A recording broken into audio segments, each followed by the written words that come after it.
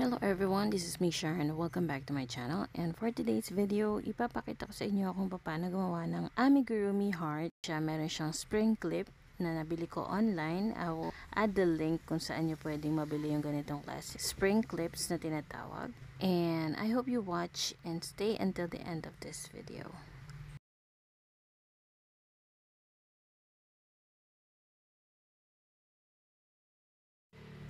For the materials, ang gagamitin natin is yung bulky yarn, tapos 4.5mm crochet hook. Yung spring clip naman, nabili ko siya sa Shopee. Nasa about 100 pieces siya. Kaya lang may damage na yung iba. So, mag-start tayo by working 6 single crochet into the ring. And then, pull natin yung yarn tail. Tapos, mag-work tayo in spiral round. So, into the first stitch, we're gonna work 2 single crochet. So bale, in this round, 2 single crochet into every stitch around. So we should have 12 single crochets in total on round 2.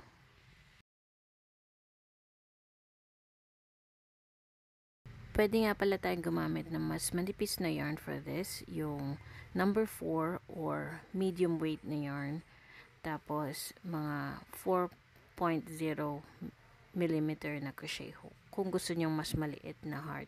Ito namang yarn na to ay scrap yarn kasi naisipan ko gawin siyang heart para naman hindi siya masayang.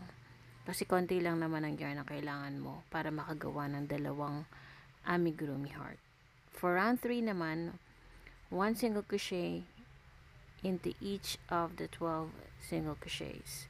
So, bali wala tayong increase sa round na to. And then, uulitin natin up to round 4.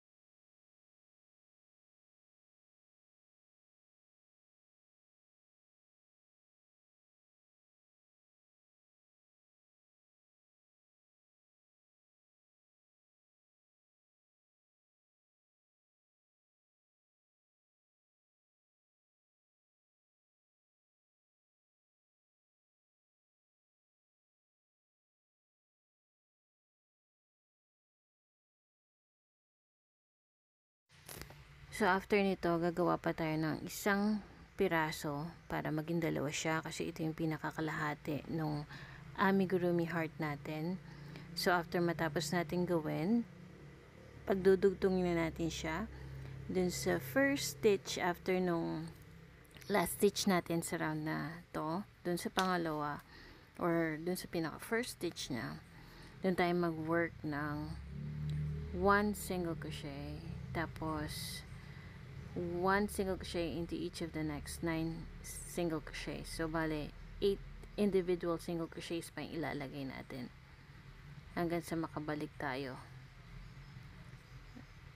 So, ganito ang gagawin nating paraan para maidugtong natin yung dalawang piraso na to. So, after reach natin yung 9th single crochet stitch, yung pinaka last 3 stitches niya, skip natin. Kasi later on, tatahiin natin yan. Yan yung magiging gitnang part ng ating heart. So, skip natin yung last 3 stitches and then skip din natin yung sa kabila. So, 1, 2, 3 and then dun sa susunod, dun tayo mag-work ng 1 single crochet muna. So, bago natin ituloy yung round na to, tatahiin muna natin yung pinakagitna niya kasi nakabukas siya.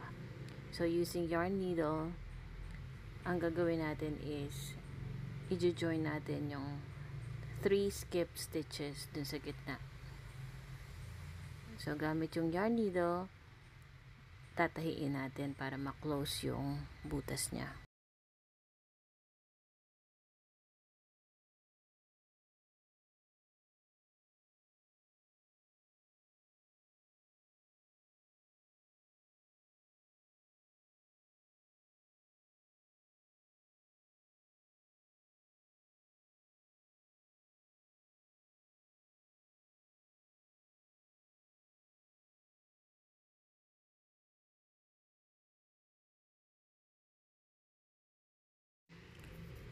So, we're gonna work 1 single crochet into each of the next 8 stitches around.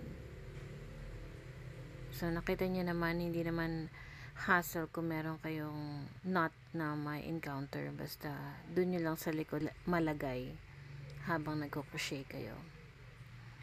And then, once we get to the last stitch, ito na yung pinaka-last stitch for this round. Maglalagay na lang ako ng stitch marker para matandaan natin kung saan tayo mag-start ulit ng next round. So, for round 5, there should be a total of 18 single crochet stitches in this round. So now we're gonna start the next round. For round 6, 1 single crochet into each of the next 4 stitches. Ngayon naman, mag-work tayo ng decrease. So, ganito yung pag-decrease natin. And then, we're gonna work 1 single crochet into each of the next 7 stitches. So, dito sa round na to, mag-work pa tayo ng isa pang decrease once we get to the other side of this heart.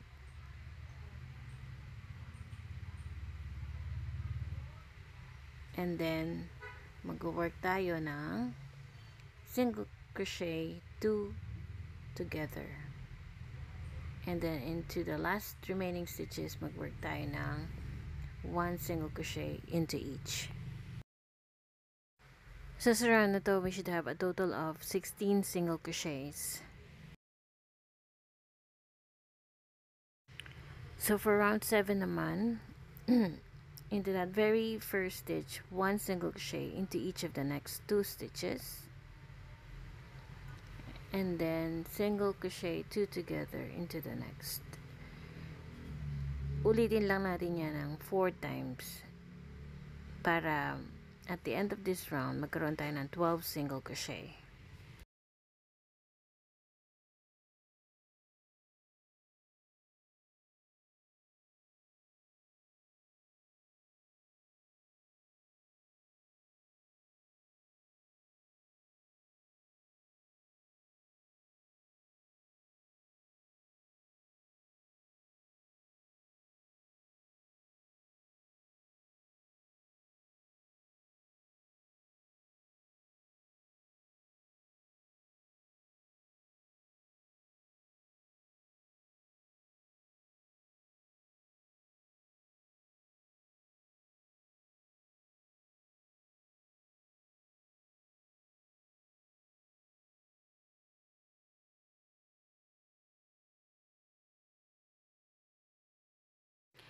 So, bago natin gawin yung pinaka-final round, maglagay muna tayo ng toy stuffing or fiber fill. You can also use scrap yarn.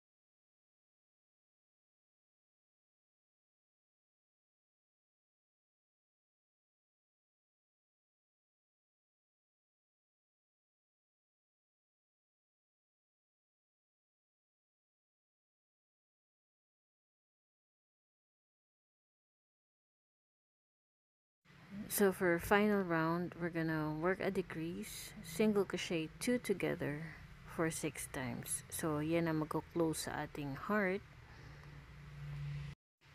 At this point, kung may spring clip kayo, after working this final round, pwede kayong gumamit ng fabric glue or glue gun. Ilagay nyo muna dun sa pinaka dulo nung spring para maidikit yung heart doon sa ibabaw niya. And then, hindi siya basta-basta mahulog. And then, also, leave a long tail para na rin masecure yun yung pinaka-ends niya.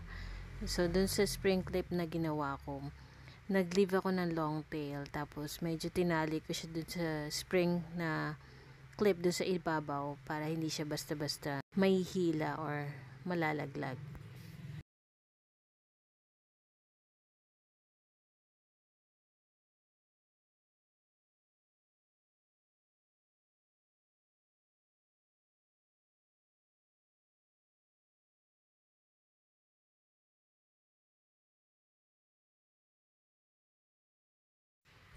So, ito na lang siya. Weave in na lang natin yung ends niya. Actually, hindi ko siya lalagyan ng spring clip. Ganito lang siya. Amigurumi heart. Pwede ko rin siyang gawin as keychain if I want. So, if you have the spring clips, pwede nyo siyang ilagay sa ibabaw. So, ito na. Meron tayong one pair of hearts. And I hope you enjoyed watching this video. Until my next video, have a great day, everyone.